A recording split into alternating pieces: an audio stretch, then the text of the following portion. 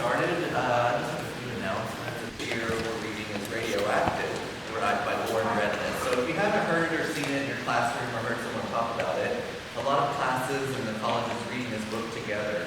But it's a graphic novel, and so we decided to explore these ideas a little bit more with Dr. Isip. So hopefully if you haven't heard of it, you'll check out this book. Also, we decided to have a nice setting for our presentation today. I hope you enjoyed some of the art you're seeing. This exhibit is by Bonnie Leibowitz, which will be here till October 26th. So I hope that you'll come back and take a look at more of the art after the presentation. So I have a few notes here about Dr. Isip. He's been a full-time professor of English here at Collin College since 2014. In addition to comic books and graphic novels, Professor Isip loves to research and chat about all types of literature and lots of pop culture topics. So I know if you're a student of his, you've probably already heard about some of this. He talks about, he'll often refer to Star Wars, Peanuts, Muppets, and even Disney, where he worked for over a decade. Dr. Isip is also a poet, and his second book of poetry, Kissing the Wound, will be available soon. Do you have a date? January. So, which he also has a few poems about Star Wars, comics, and Disney. So, without further ado, please join me in welcoming Dr. Isip.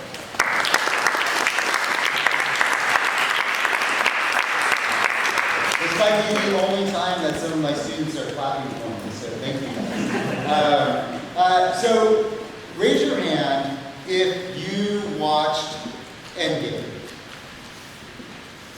Great. Put your hands down. There's like two people who are like, I have no idea what you're talking about. And I want you to think about how that comic book movie has become something that we all share, that we all kind of know about. Raise your hand if you know who Superman is. Put your hands down, right? So I want to establish that what we're talking about today, this genre, this piece of literature, this kind of writing and art form, is something that affects all sorts of people, not only here in the United States, but all over the world, right? That we share a knowledge of characters like Batman and Superman and Captain America and Iron Man. And that is based on the way that those stories are told, right? That if there is a story that is interesting enough, if there is a story that somehow we feel like we can relate to, we're going to be more interested in it, right? But how are any of us close to someone like Superman, right? Superman can do anything. And how are any of us like Batman? Unless you're rich, right? Then you're pretty close to Batman. But I want you to start thinking about that as I go through this presentation today. I've called this Welcome to the Multiverse because I want you to think about how comic books specifically, we're going to talk a little bit about graphic novels, but how comic books and superheroes specifically give us a different way or a different lens to see the world through compared to how we see the world every day. And I'm going to tie that to all sorts of other literature. So yes, you thought you came in and you're like, hey, I thought this was a talk about comic books, and now he's just going to talk about all literature. Of course I am. I'm an English professor. That's what I do, right? So when we think about the world around us, we only perceive what is real to us. And those of you who are in my classes, this will sound like my current talk of how we're a kid, right? That when we get outside of our mind, though, and we allow ourselves to think in more abstract ways, we can start seeing possibilities in the world. And this is a classic piece of storytelling. We have myths and fairy tales and fables and parables. And those are stories that kind of tell us how the world works, or tries to make sense of how the world works. And comic books are part of that tradition, of that storytelling tradition, to tell us how the world works. What I want you to know, this is a panel from a book called Understanding Comics, right? It's kind of like the classic text of theory, and anybody who has gone to school for drawing comics or talking about comics has had to come across Scott McCloud. Have any of you read this before? I've heard of it. Yeah, heard of it? Yeah. Did you go to school for comics? Yeah, so it's kind of like the thing that they start out with, right?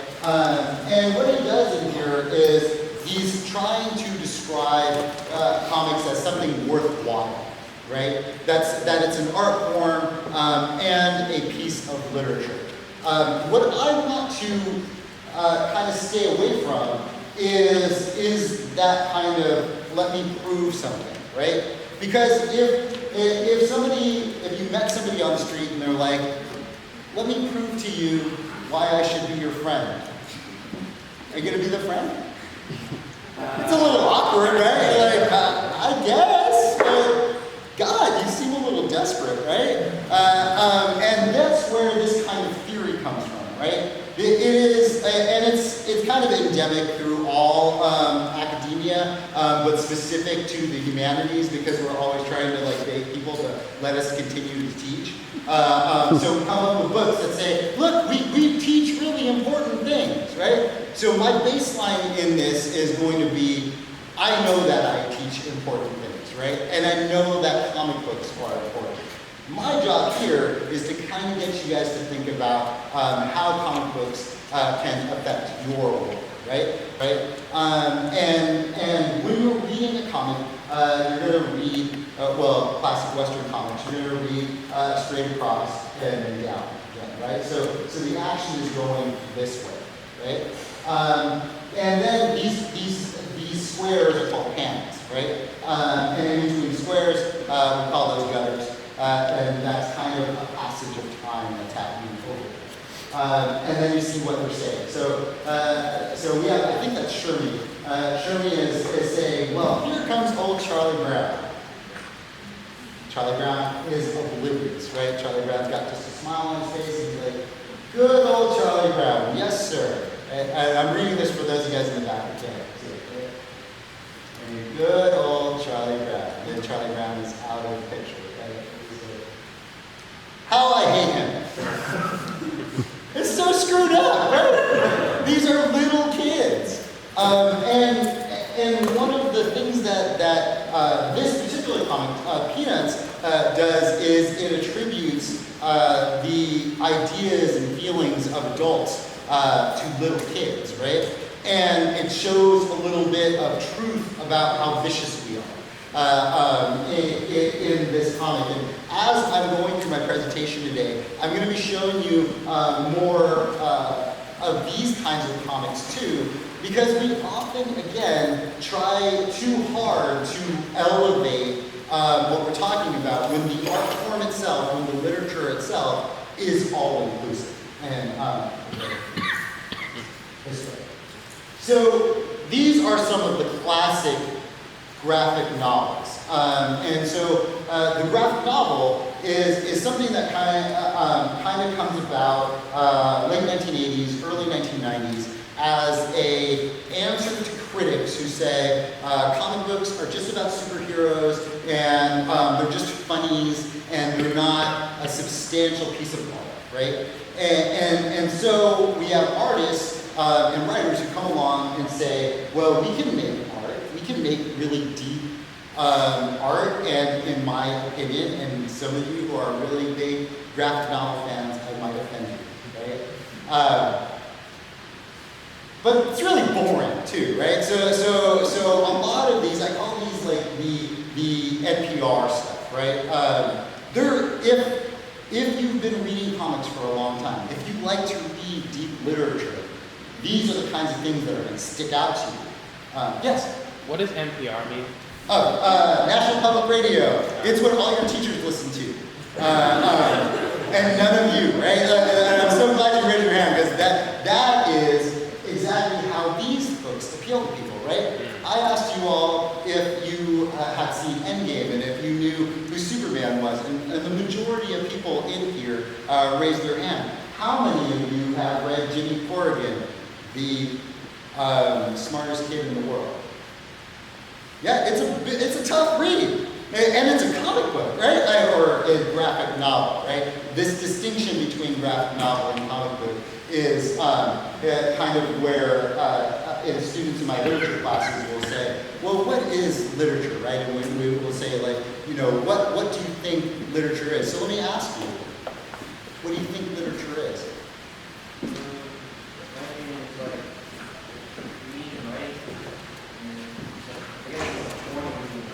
Form, okay. What else? Yes? Is it fiction with some semblance of truth to it? Okay, so we got some fiction there. What else? It's okay. Take care of yourself. A story, well, an insight into the point of view of a certain individual. Okay, so we have insight, we have form, we have story. Yes? Text that transfers emotion or knowledge. Okay, so a text that transfers emotion or knowledge. And I think you guys are all getting at kind of some of the more classic ideas of what literature is. But this is what I really want you to think about. Who gets to say? Who gets to say that one thing is literature and one thing is pop culture? Is that? It is subjective, but you know, someone's going to be an expert. Who's going to be those experts? Media, maybe. Who else? Certain academics. It's us, right? Yeah. We're the big snobs that come along and say, like, this is what you have to read, right? And so these books, again, all three of these books, I've read them, I love them, but they are not easy reads. And it's like me saying, hey, I'm going to assign you Moby Dick, and if you took my early American literature class, I'd have to assign you Moby Dick, right? But I'm not going to assume you're going to enjoy that journey, right? You might enjoy it at the end, but it's going to be pretty hard. The better, and one of the other things I want to say about this is, this was seen as kind of a way to rebel by saying we can make our art just as good as any literature out there. And think about, like, movies do this too, television does it all the time, right? We're going to make this art form as good. But when we try to do that, when any artist tries to do that, it's actual conformity, right? I mean, that's the sad truth. When you're just like, I'm going to make this just as good as this novel, so you're going to make it like the novel. Yeah. So you just conformed to the form of the novel instead of making it what it is, right?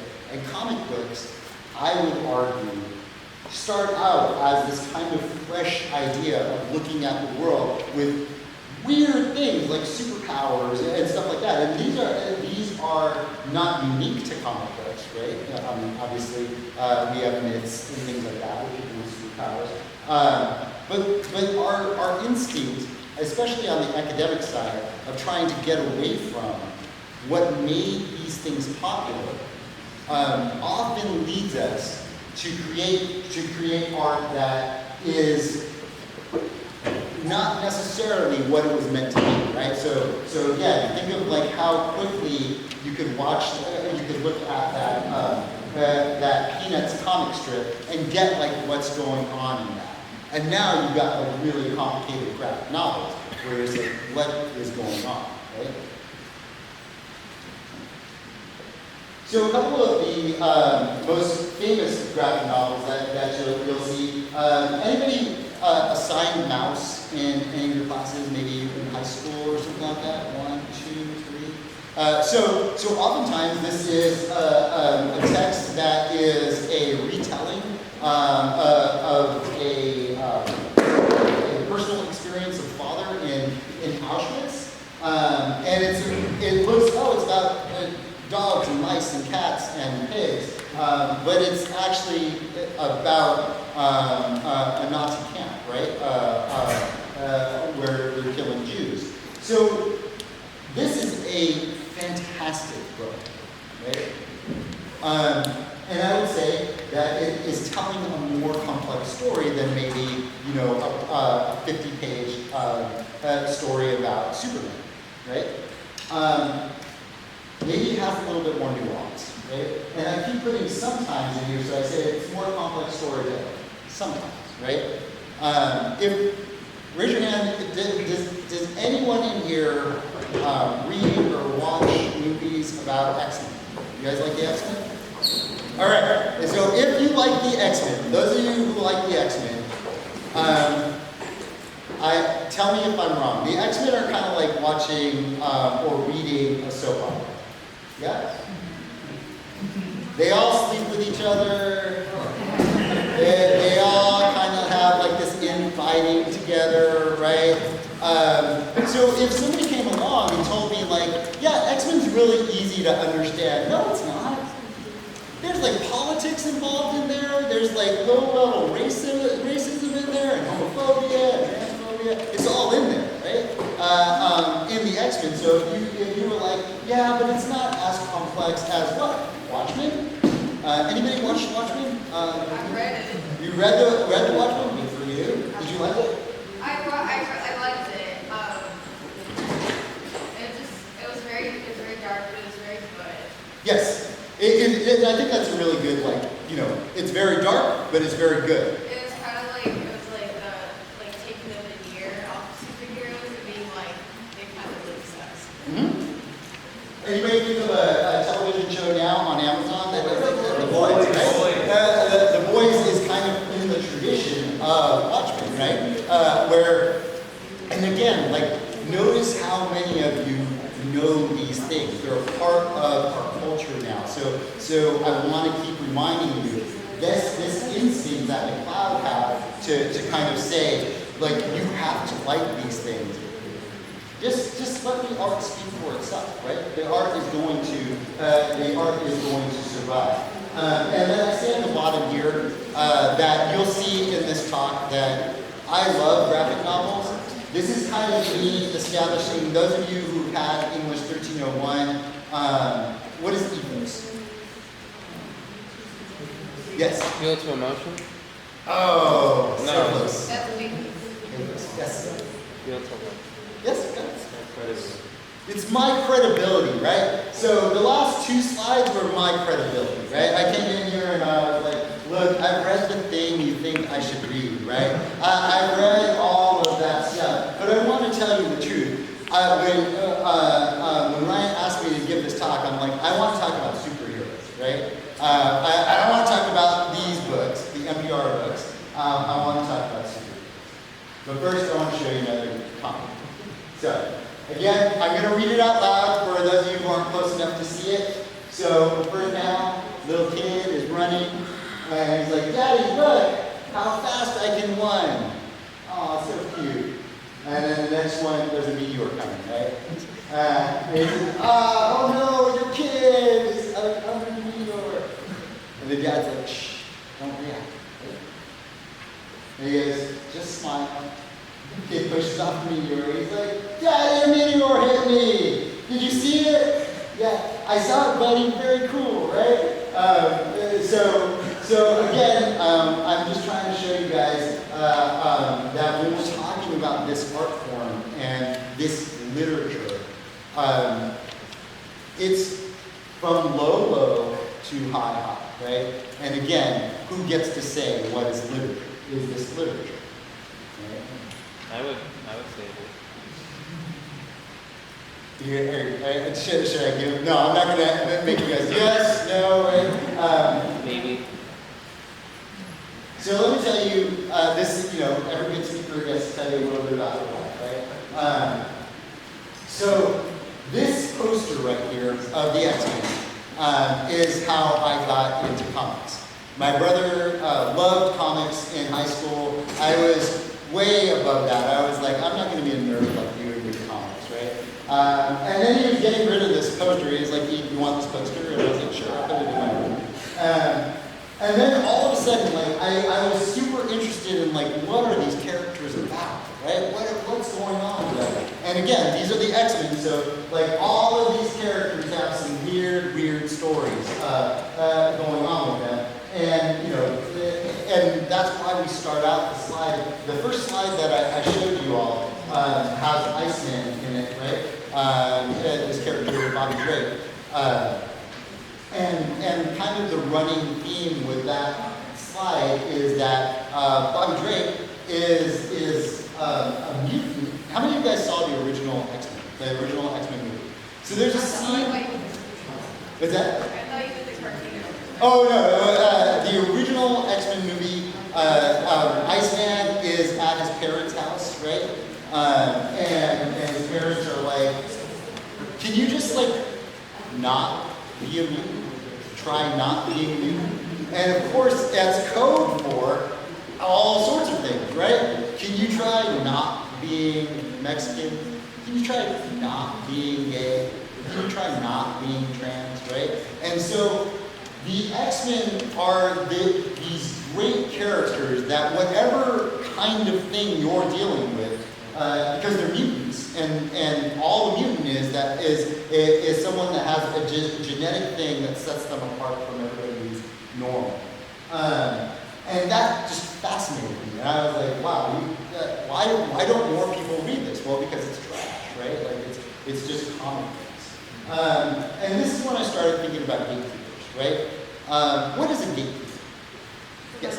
There's a person who's passionate about the movie and they keep people outside the movie. Okay, so somebody, and this is specific to a medium, right? So again, if I say that this is literature, then I get to be the one that says that this is literature. And of course, we see it now. How many of you have seen like everybody like losing their mind because Halle Bailey's going to be Ariel in The Little Mermaid? Maybe see that? Like, oh my gosh, The Little Mermaid is going to be black, and you're like, it's a mermaid, right? It's not a real thing, right? Sorry, some people are like, mermaids aren't real. What? How dare you? But so you see, like this attempt to try to protect the things that we know, and this is generational too, right? All of a sudden, everybody who grew up with these X-Men are like, you can't change my X-Men; they have to stay the same, right? And same thing with Superman and all the other characters. So I want to pose some ideas about why I think comic books are as popular as they are right now, right? And comic books have had like this rise and fall in popularity. In the late 1980s and early 1990s, comic books were just incredibly popular, especially the X-Men and Batman. And I think that the reason was because the world didn't seem to make sense back then. There were things that were going on that people, like AIDS was happening, right? People were dying and nobody really knew what was going on. There was a lot of political upheaval, especially in South America. And so people were looking for something that just kind of like make sense. I just want to read something where I know who the good guys are, and I know who the bad guys are. And I'm sick of because if I turn on the news, I don't know, right? And the world seems really scary, and I don't want to be in a scary world. I would say for like the last 25 years or so, probably since around 9/11, we have the same rise in popularity of superheroes. We're looking for good guys and bad guys. We want to see a world that makes sense because after 9/11, and as your generation will definitely know after COVID, everything that used to make sense doesn't seem to make sense anymore. And so we turn to art and literature to help make sense of the world that doesn't make sense to us, right? And so, of course, I put up some of the current things that we look at, like this is Falcon and Winter Soldier and WandaVision and New X-Men. You can see a lot of them in here, right? And again, this is where I get to like nod my head to all literature, right? Whether we're talking about poetry or novels, or even really good movies, right? That they help us to make sense of this world that we keep looking at headlines and it doesn't make sense to us, right? And these stories, just like the ancient stories about how the sun would rise, told by ancient civilizations, these stories do the exact same thing. They tell us how people think, right? They tell us why Shermie hates Charlie Brown for no particular reason. So I want to give you a couple of examples. And as you'll see in the handout that I've given you, what I'm asking you to do for the workshop part of today is a kind of classic way to jump into, not only comic books, but raise your hand if you play Dungeons and Dragons. We got a couple of multi-sided die in here, right? So those of you who don't play Dungeons and Dragons or don't play a board, how many of you have played Pokemon? Pokemon? Yeah, all right. So we have kind of the same thing, right? That you're establishing these characters and you're kind of coming up with different characters that kind of fit you. So you pick the Pokemon that fits you, right? And again, I want you to think about how these allegories, myths, and stories help us to understand ourselves. So remember how at the beginning of my talk, I told you, how could you possibly relate to Superman, right? Anybody know what Superman's weakness is? Kryptonite. It's kryptonite. What is kryptonite? It's a piece of his past, right? What if a piece of your past could make you weak, right? Maybe that's some trauma that you experienced, right? Or maybe it's every time that you run into a particular family member. And you guys do this, right? You know, you left high school and you're like, dude, I'm so over high school, and then you run into someone and you're like, ah, crap, I'm not over high school, right? And so when we think, oh, kryptonite's just this thing that they made up, but then if we think deeper about what kryptonite is, it's a piece of your world that is a weakness, then, oh my gosh, that's what we do as academics reading literature, right?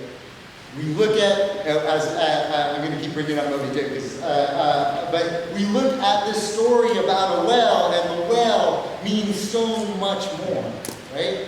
So why wouldn't we look at the story about an alien who comes to this world, and everybody kind of gives him grief, even though he has the power to kind of help out? Everyone's just like, you're a false god, you're terrible. And the automatic instinct in almost all Superman stories is what? Kill Superman. Like, he's too powerful. You cannot have that kind of power. And all he ever does is try to do good. You know, unless you play Injustice. Right? Does anybody know what other part of Superman's world is still left? Yes. Oh, Superman's world? Yeah. The Fortress of Solitude, there's also the flying city in space that has Cardigan's entire family there. He has his shrunken city, right? And again, it's this great little metaphor of like how you never leave your past, right? The past is always there. And even though he shot away from a planet, he still got that past there. This is a classic panel from 1976 comic where Green Arrow and Green Lantern go on a road trip across the nation, right? And in this road trip, they're kind of confronted with all these things that are happening. And so, Green Lantern is the superhero that kind of helps out all these people. And he comes across Black Man, and Black Man's like, hey, I heard you helped the planet with people with purple skin. I heard you helped the planet with people with green skin. When are you going to help people with black skin, right? And at the time, for 1976, that was like a really big thing. That like all of a sudden the real world it existed in comic books. and comic books exist in the real world. But, of course, my favorite example is from the classic X-Men comic. This is from a comic book called God Loves, Man Kills. Anybody read it? How many of you have seen X2? How many of you have seen X2? It's the only one with Nightcrawler, right? That movie is based off of this comic, right? And so this character is this kind of quasi-political religious figure. He's called Purifier, right? And he's pointing to him and he's like, how dare you call that thing human? And again, you know, you're looking at Nightcrawler, who looks like a blue demon. But what are the other implications from this? What's that?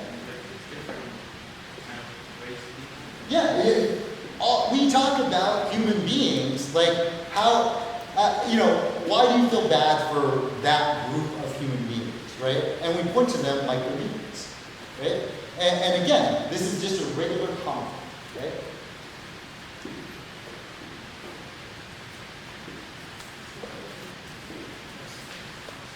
First of all, who is this? Captain America. I bet somebody was going to say Chris Evans. No, the comic book character. Chris Pratt.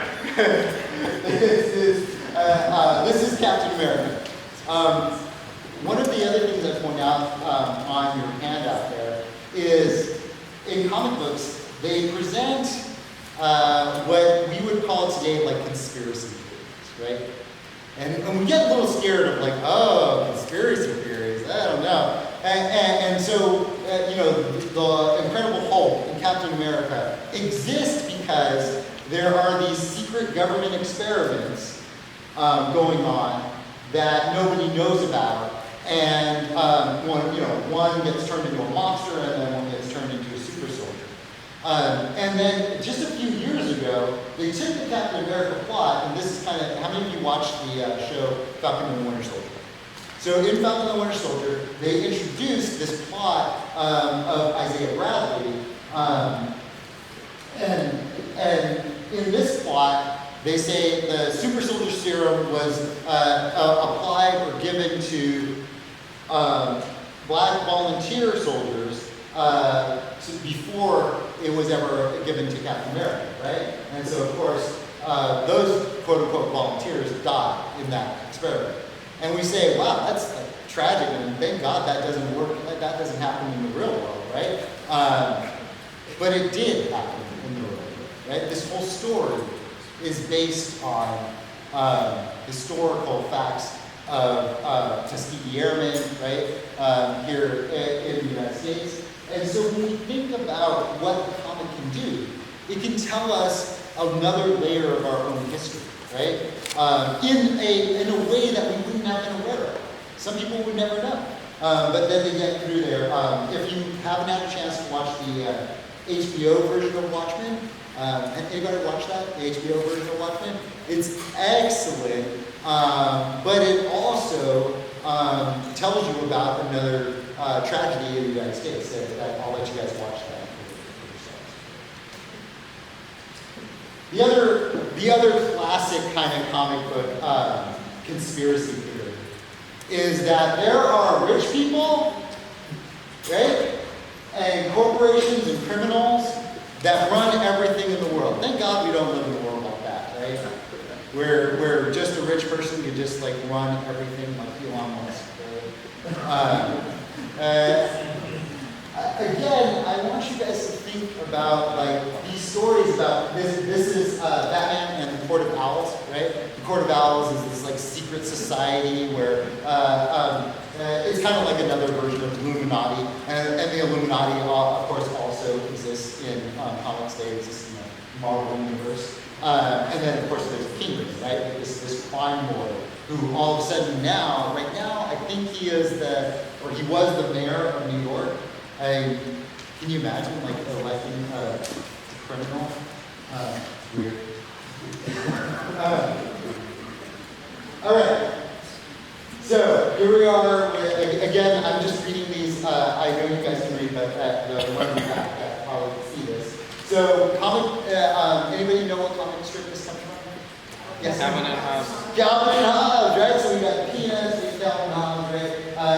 And so these are three separate panels, but one of the ongoing jokes of Calvin and Hobbes is like he uses snowmen to kind of tell these stories. And so his parents are looking at this dead snowman and they're all mourning.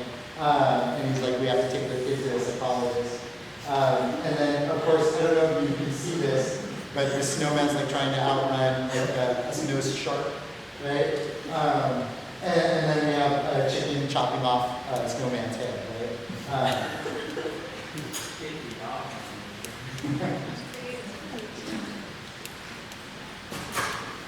So the other thing I like, and again, we have this return to the panel of Bobby Drake, right? Like who he's dealing with being a mutant, but also he just finds out like because Jean Grey tells him that he's gay. And then I pose the question that like in these characters that I want you to create in the workshop portion, that you could be a king or a mutant or something like that, but at the end of the day, all of your powers are kind of reflective of the things that you're thinking about, right? And so we have characters who can make anybody fall in love with them, right? Oh, that's somebody who's dealing with maybe like nobody loves them, right? Oh, then we have this character who can change, shift shape, right? That's probably one of the best abilities, by the way, to be able to shape shift. That's mystique, right? But think about that instinct in us to say, like, I just want to go and be someone else at some other place, right?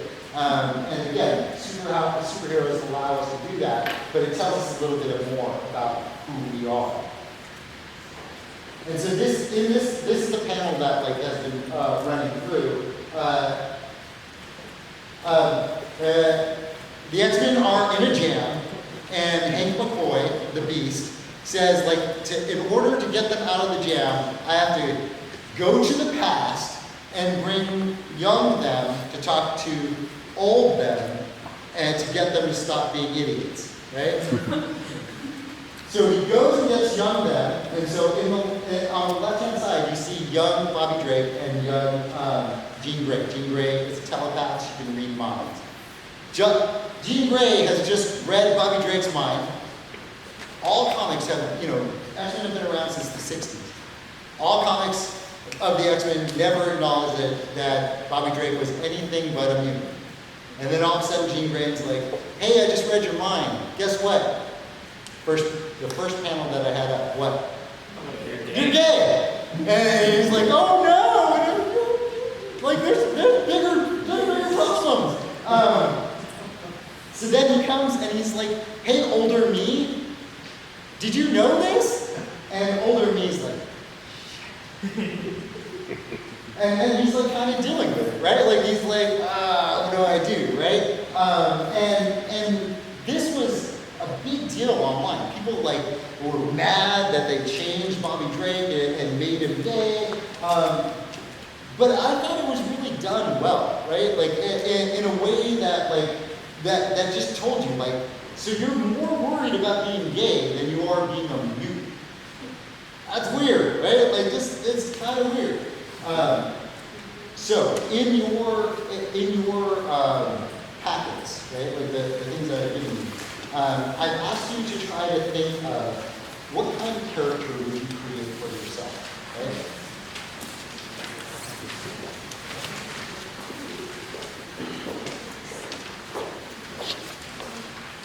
And I base this off of the things I just want to know. Like what kind of myth are you going to work on, right? And again, for my RPG people out there, right? This is old hat for you. Like, oh, I've made a million versions of myself. Right? I'm everything, right?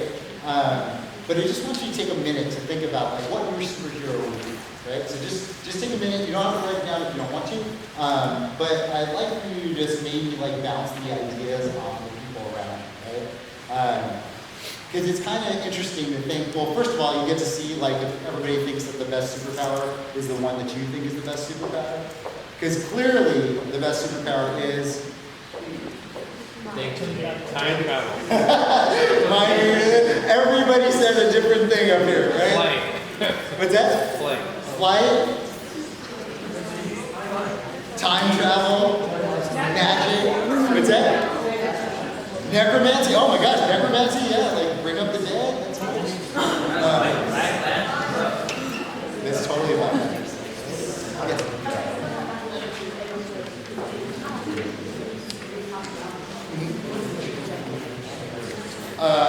Precognition.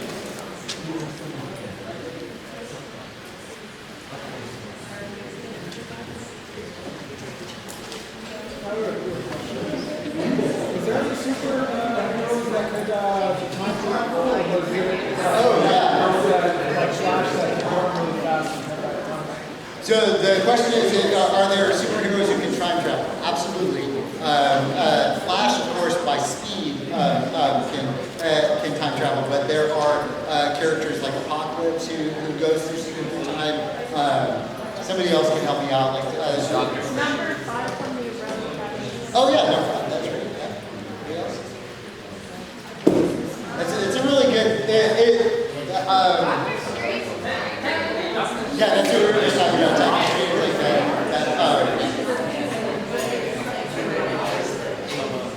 So raise your hand if your character can fly. Oh, okay. You do like bam, bam, bam, bam. You can fly. Raise your hand. This is a really popular one. Raise your hand if your character has telekinesis. Telekinesis. So those of you guys who don't know what telekinesis is, it's just the ability to move things with your mind, right? And even in some ways you can manipulate cells and things like that. Does anybody raise your hand? Anybody have a shapeshifter? Anybody have shapeshifter or shapeshifters? Anybody have like weather? Like they could do? They could control the elements. There you go. Right? It's a really like that's an omega level power, right? This is my point with this exercise, and I hope you guys just keep trying to do these. And one, go out and read comic books, right? And if you need any suggestions, my name is Dr. Isip. You can just email me, and I'll give you more suggestions than you want, right? But I get students all the time who say like, I've never read a comic book. No time like the present, right? Might as well start now. And just pick up something that like interests you. Then this, of course, this is the final panel from the cloud, right? I know I've been a little harsh on the cloud, and I think that's unfair. So I will say that we don't get to talk about comic books today in this college setting if it weren't for people like the cloud who made it okay for me and other professors to kind of do that. So thank you guys for coming to this talk. I appreciate it.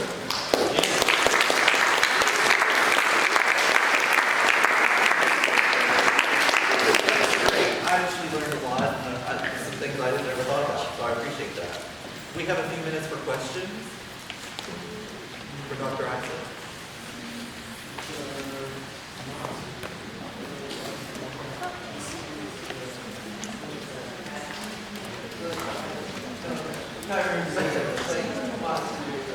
Guys in the library?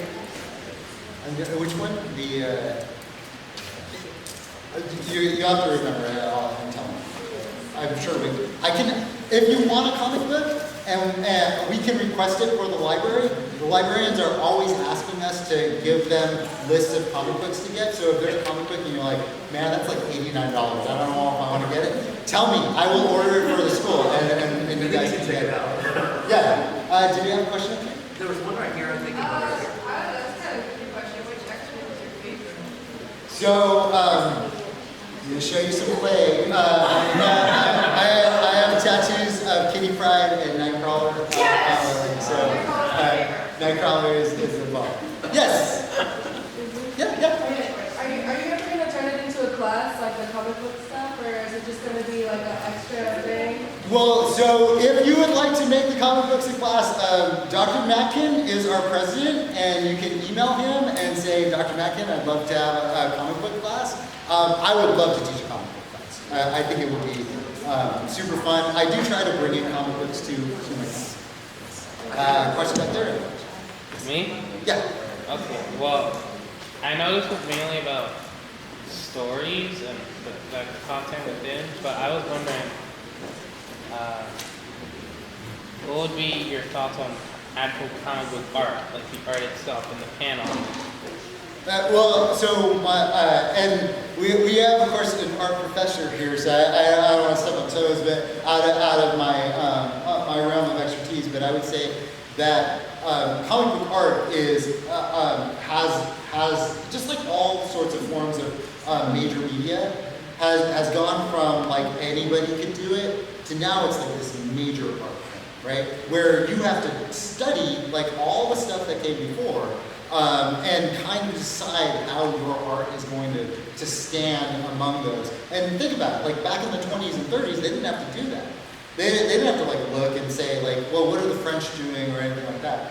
Now you kind of do, right? To at least make it, but I will say this, I follow a lot of comic book artists online, and if you're trying to break into the industry, follow those people online, because they'll always be like, hey, we're looking for somebody to do this thing. I hear it's not a glamorous life though, so. Yeah. Yes? Yes, the Watchmen. The egotistical side of me would say Dr. Manhattan, right? Because Dr. Manhattan like knows everything and all that stuff. But I'm not, right? I know, it's like the old guy that's like passes time. Anybody else? Maybe one more question? What's one of your favorite documentaries about comic books and like the history of it? So there are a lot of really good ones that you can just get right online. So if you just look up comic book documentaries, they did one called The Silver Age of Comic Books about 7 years ago or something like that. And that was right before the Man of Steel came out, so maybe like 11 years ago. That was a really good one because it kind of walks you through all of the Golden Age, Silver Age, and all that stuff. And it's only like 40 minutes. And then movies. Is there a movie that has like comic book theme that's one of your favorites? Like, you mean like just well, I mean, like I like the movie Unbreakable with oh yeah. Bruce Willis and Samuel L. Jackson. I like that theme of comics. I was just wondering if there's any movies like that. Like a more subtle thing. I think like one of my favorites is the HBO show Watchmen. Like it's really good and like no one watched it. It's excellent. So definitely. Well, this was great. Thank you. Thank you guys so much.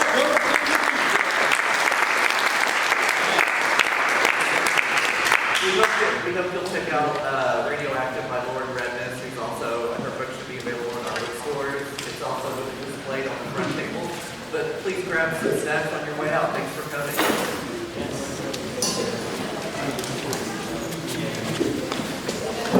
Does you guys do my class?